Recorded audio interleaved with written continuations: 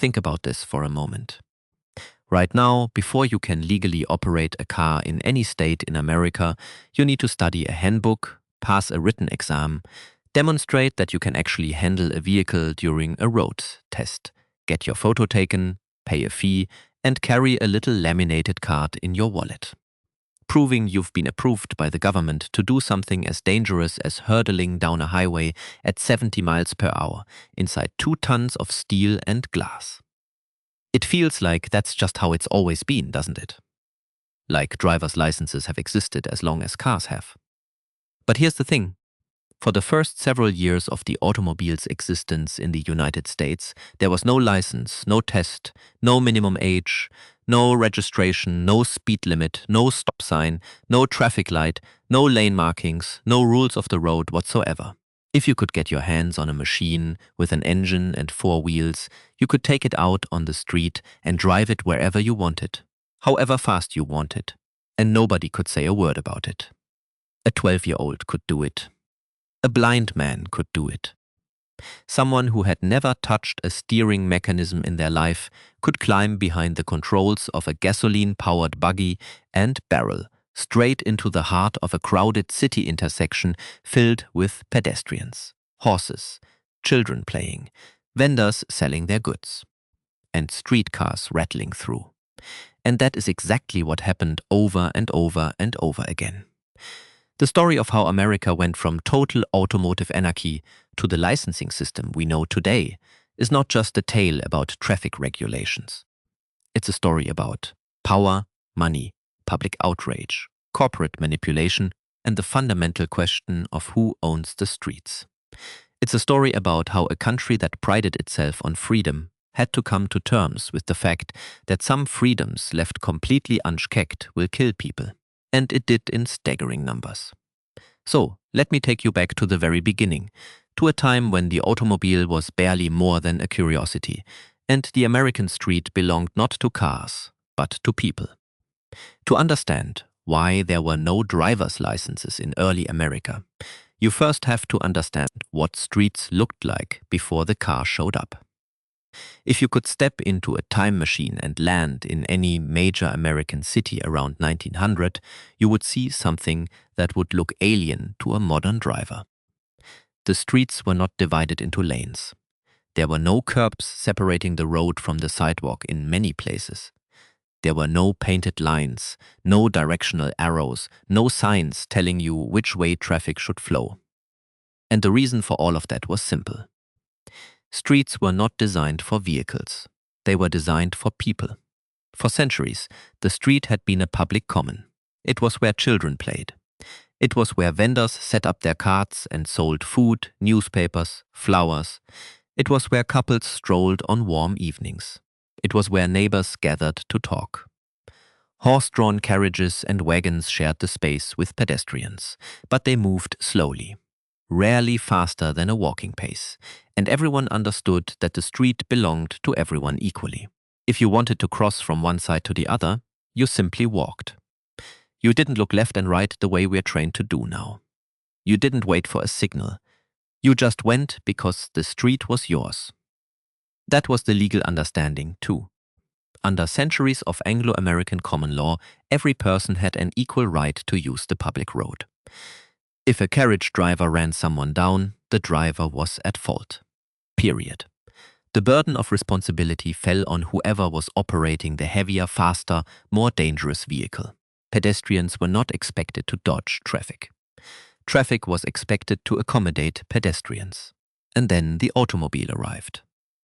Now, it's important to understand that the car didn't just appear overnight and immediately dominate the landscape. Its introduction was slow, uneven, and deeply controversial. The first gasoline-powered vehicles in America were essentially hand-built experiments. In 1893, Charles and Frank Duryea demonstrated their gasoline-powered engine in Springfield, Massachusetts, and the idea spread quickly.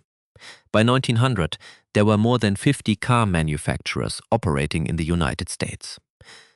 But the total number of automobiles on American roads was tiny, probably around 8,000 in the entire country. These early machines were expensive, unreliable, loud and bewildering to the general public. Many of them were powered by steam. Some ran on electricity. Others used gasoline. Each type had different controls, different handling characteristics, and different dangers. Some had tiller steering instead of a wheel. Some had no brakes at all in any meaningful sense. Some could barely manage 10 miles per hour. Others terrifyingly could reach speeds of 40 or even 50. And here's the critical point. There was absolutely nothing stopping anyone from operating one of these machines. No government agency existed to regulate automobiles. No testing procedure had been devised. No age requirement had been set. No insurance was required. No registration was mandated. You didn't need permission from anyone. In fact, many early automobile owners built their own vehicles from scratch. They would attach an engine to a modified wagon or carriage and simply take it out on the road. If a man in rural Ohio wanted to strap a combustion engine to a wooden cart and drive it to town, that was his business. The government had no more authority to stop him than it had to stop him from riding a horse. This made a certain kind of sense in the very beginning, when cars were so rare that encountering one was an event worth remarking on. But what nobody anticipated was how quickly the automobile would multiply. And when it did, the consequences were catastrophic.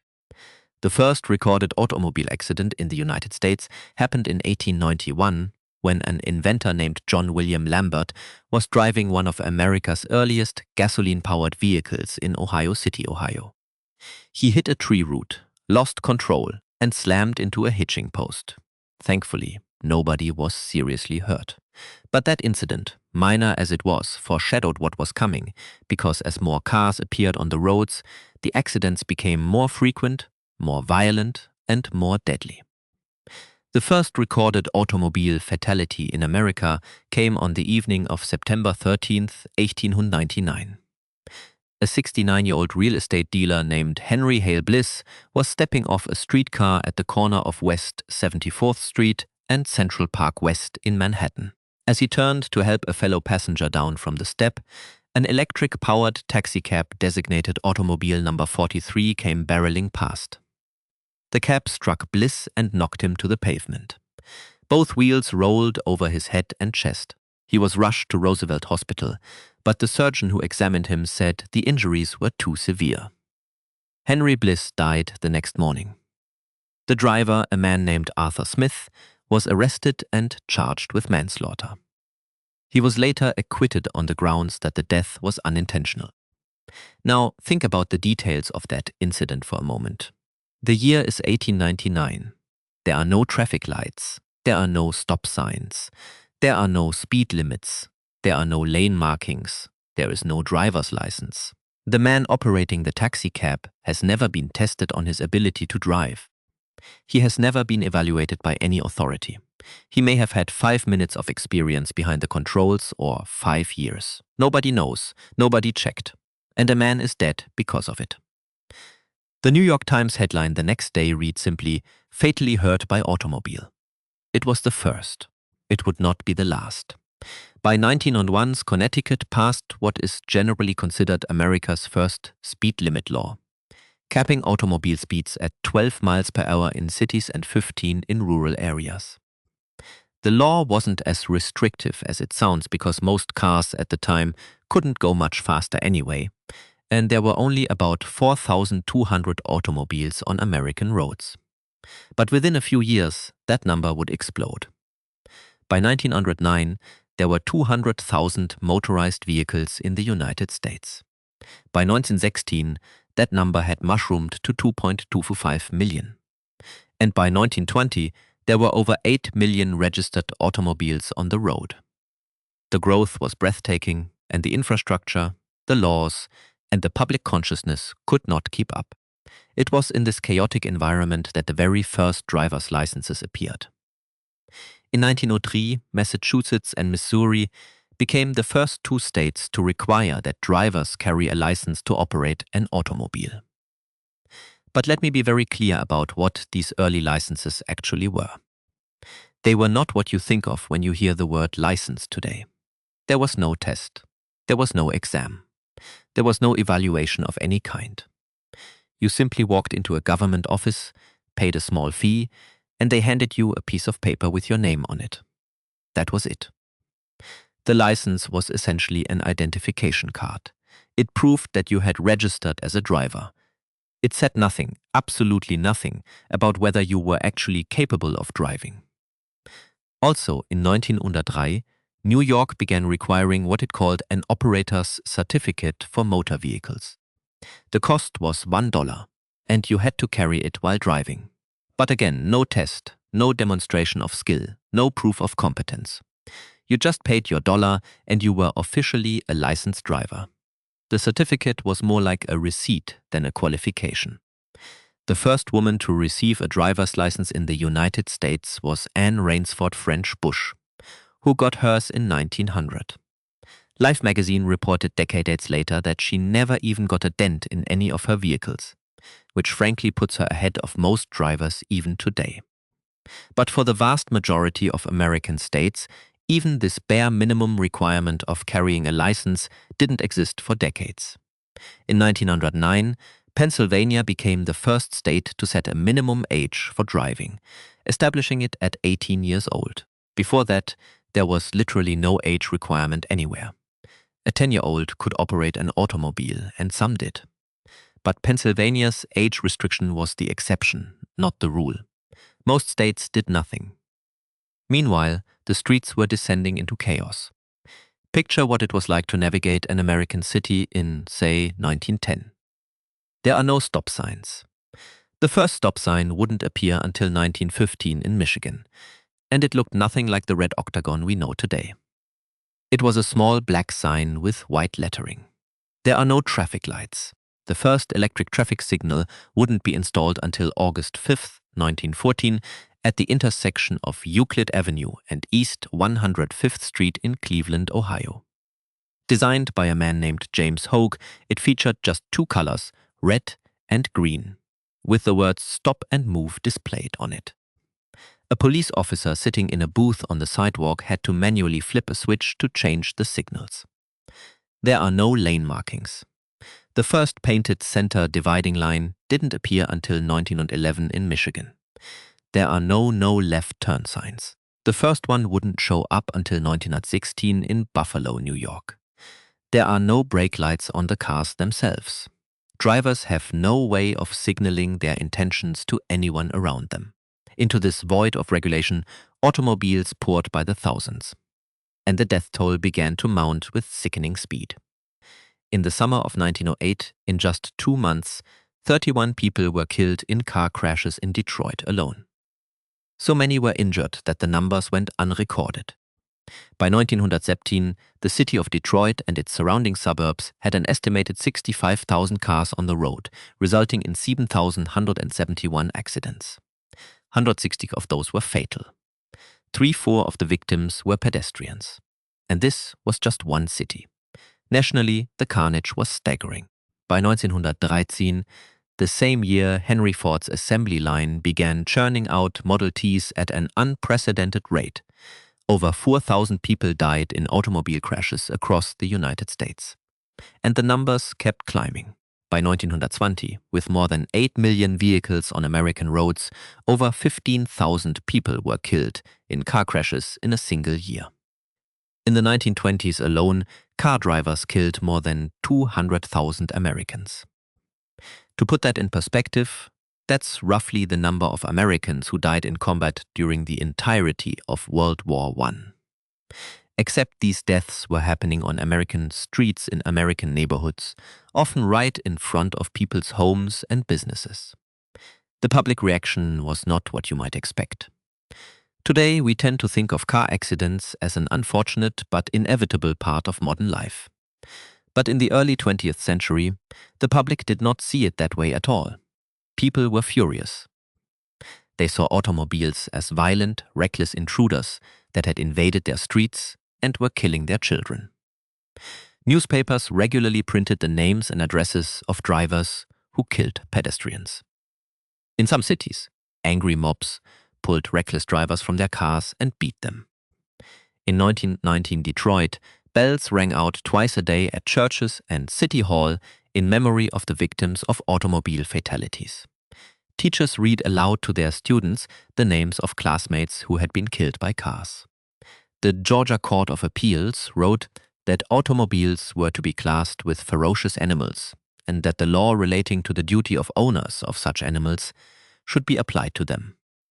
The court added, perhaps with a touch of dark humor, that automobiles were not to be classed with bad dogs, vicious bulls, evil disposed mules, and the like. They were something worse. And in this atmosphere of public outrage and mounting body counts, the licensing question became unavoidable.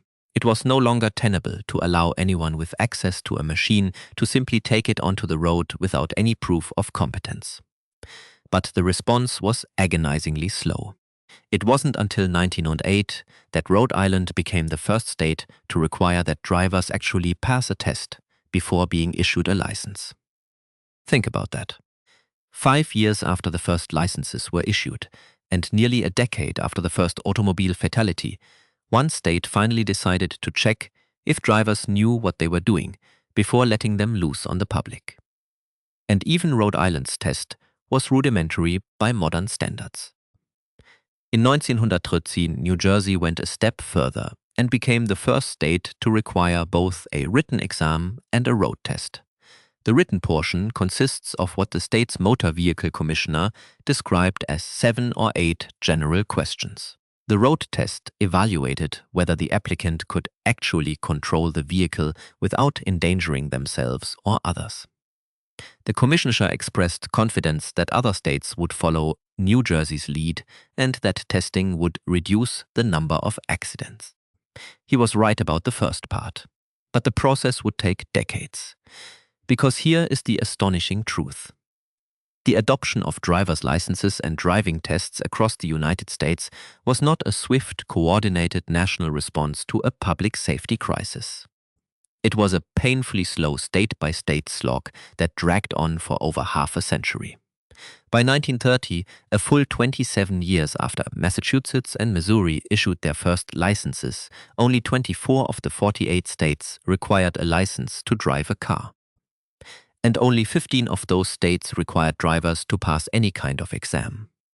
That means that in 1930, in more than half the states in the country, you could still get behind the wheel of a car with no license, no test, and no proof that you had ever driven before.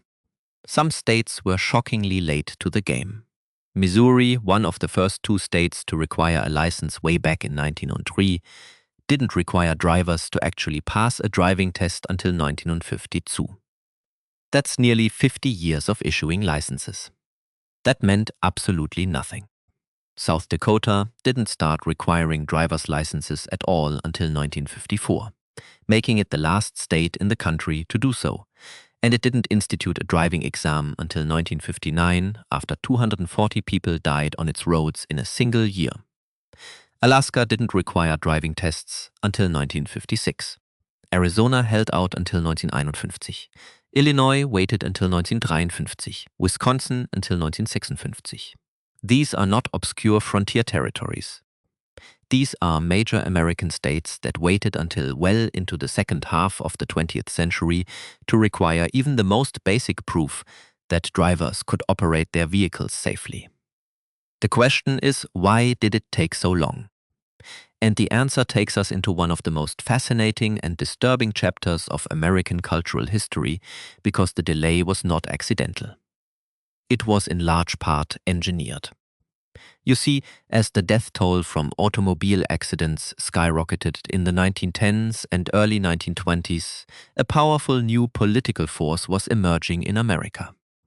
The automobile industry, along with its associated network of dealers, oil companies, tire manufacturers, road builders, and driver associations, began to organize into what historians call motordome. And motordome had a problem. The public hated cars. People saw automobiles as deadly machines that had stolen their streets and killed their neighbors. Anti-car sentiment was reaching a fever pitch. City councils were debating proposals to install mechanical speed governors on all cars, limiting them to 15 or 20 mph. Politicians were agitating for strict regulations that would severely curtail where and how cars could operate. Car sales actually dropped by 12% between 1923 and 1924. After years of steady growth, the automobile industry was facing an existential threat, and not from a competitor, but from the public itself. Motordom's response was one of the most successful public relations campaigns in American history. Instead of accepting responsibility for the carnage on the streets and advocating for stronger licensing, better training, and more rigorous testing, the automobile industry decided to do something much more radical. They decided to change who got blamed. For centuries, as we discussed, the legal and cultural understanding had been that streets belonged to pedestrians. If a driver hit a pedestrian, the driver was at fault. But the auto industry set out to reverse this. They launched a coordinated campaign to shift the blame from drivers to pedestrians. The goal was simple but audacious: convince the American public that it was not the car's fault when it killed someone. It was the pedestrian's fault for being in the way. The auto industry's most potent weapon in this campaign was a single word: jaywalker. Now, the term jay in the early 20th century was a slang word for a country bumpkin, a rube, an unsophisticated fool. It was an insult. When the automobile industry and its allies began calling pedestrians who crossed the street outside of designated areas jaywalkers, they were deliberately humiliating them. They were saying that anyone who walked in the street where cars were driving was a stupid hick who didn't know how modern life worked. The campaign was shockingly comprehensive. The National Automobile Chamber of Commerce distributed free accident statistics to newspapers, carefully framed to shift responsibility from drivers to pedestrians. Auto clubs produced cards and handed them to Boy Scouts to distribute on street corners, warning pedestrians to cross only at designated crossings.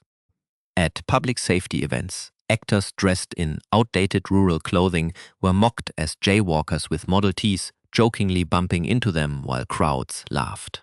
In the 1922 Detroit Safety Week parade, the Packard Motor Car Company rolled out a massive tombstone float that read, "Erected to the memory of Mr. Jaywalker."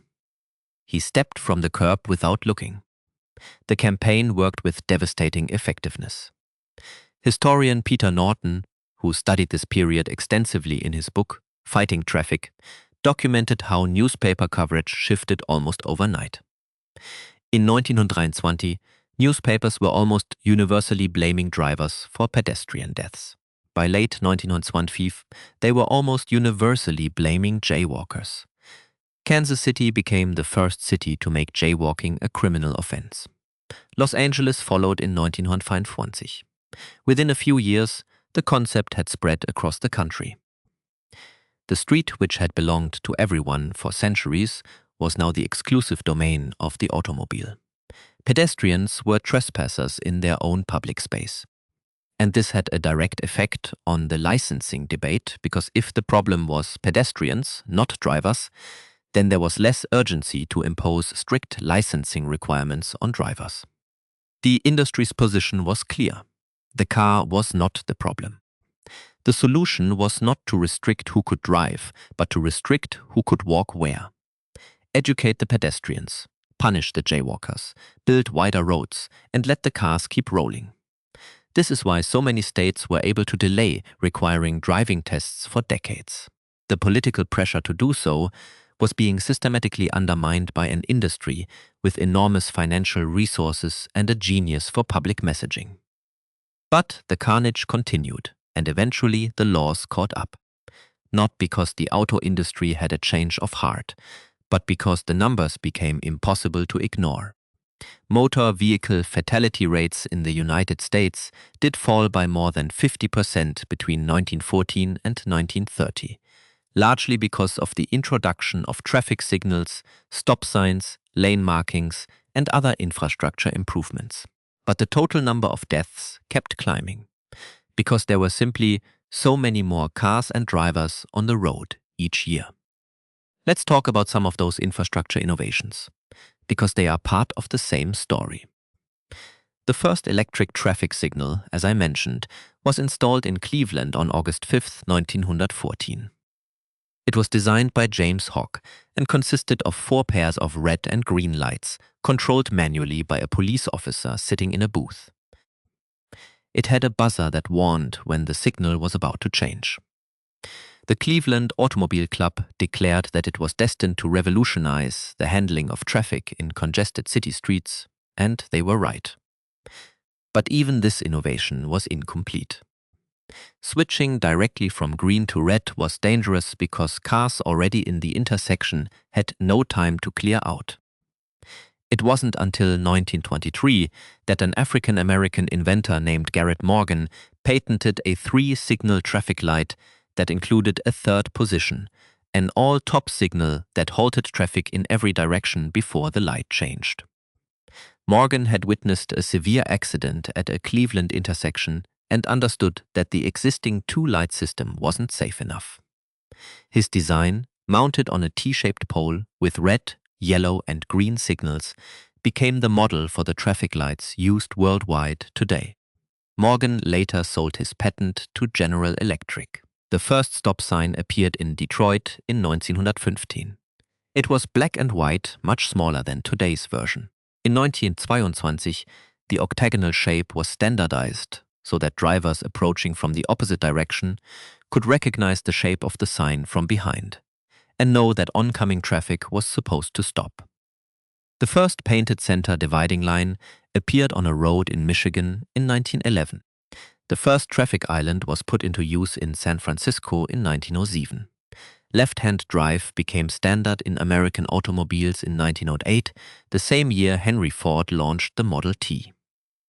The first no left turn sign appeared in Buffalo, New York in 1916. Each of these innovations chipped away at the chaos, but they were band-aids on a hemorrhage. The fundamental problem remained. There were millions of drivers on American roads who had never been tested, never been trained, and in many states didn't even need a license. And here's something that should astonish you. Henry Ford himself, the man who did more than perhaps anyone in history to put automobiles in the hands of ordinary Americans, didn't get his first driver's license until 1919.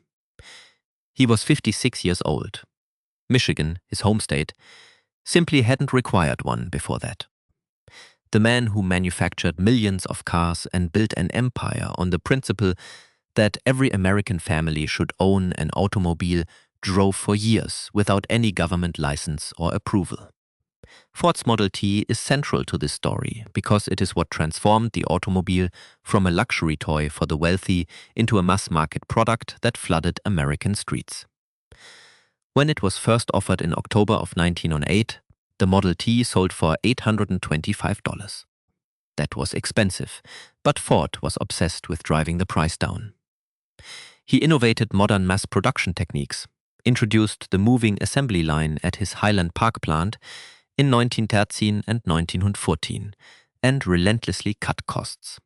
By 1914, the Model T sold for $490, less than the average annual wage in the United States. By 1924, you could buy one for as little as $290. The result was an explosion in car ownership that reshaped America. Ford sold about 11,000 Model Ts in his first year. By 1914, he was selling 348,000, nearly half the entire American market. By 1916, production exceeded 500,000. The 1,000,000th Model T rolled off the assembly line in 1916, and Ford's Highland Park plant was producing 2,000 cars a day. At the end of World War I, Ford manufactured half of all the cars sold in the United States. In 1910, there were fewer than 50 passenger cars for every 10,000 people in America. By 1930, there were more than 1,800. This was a transformation of staggering speed and scale, and the licensing system was hopelessly outmatched by it. Every year, hundreds of thousands of new drivers were hitting the road, most of them with no training, no testing, and in many states, no license. By the end of the 1920s, 75% of American households owned a car. The automobile had gone from a curiosity to a necessity in less than 2 decades, and the regulatory framework hadn't even caught up to where it needed to be a decade earlier. The gradual tightening of license laws through the 1920s, 30s and 40s was driven not by any grand national plan, but by local responses to local disasters. A city would experience a horrific spike in traffic fatalities. The public would demand action, and the city or state government would reluctantly implement some new requirement, a test here, an age restriction there, a mandatory registration process somewhere else. In 1921, Connecticut dropped the minimum driving age to 16 and implemented an early version of graduated licensing laws. In 1924, New York finally required all drivers to be licensed regardless of the type of vehicle. 1925, New York introduced the learner's permit, a 3-month temporary license requiring the holder to have a licensed driver in the passenger seat. In the 1930s, standardized driver's education courses were developed. In 1935, Texas issued free licenses that expired after 2 years with perforated sections that a patrol officer could tear off for each driving violation. But it wasn't until 1954 that South Dakota became the last state to require driver's licenses. And it wasn't until 1959 that South Dakota became the last state to require a driving exam. That means the process of establishing universal licensing and testing in the United States took 56 years from 1903 to 1959. More than half a century. During that time, millions of Americans drove on public roads with no training and no testing. And here is perhaps the most unsettling part of all of this. Even after universal licensing was achieved, the system remained deeply imperfect. Driving tests in many states were notoriously easy. The penalties for driving without a license were often minimal. Enforcement was inconsistent. And the fundamental tension at the heart of the story, the tension between individual freedom and public safety, between the power of the automobile industry and the lives of ordinary people, has never been fully resolved. Today, roughly 230 million Americans hold a valid driver's license. But the percentage of young people getting licenses has been declining steadily for decades. In 1984, nearly 48% of 16-year-olds in the country held a driver's license. By 2018, that number had dropped to just 25.6%.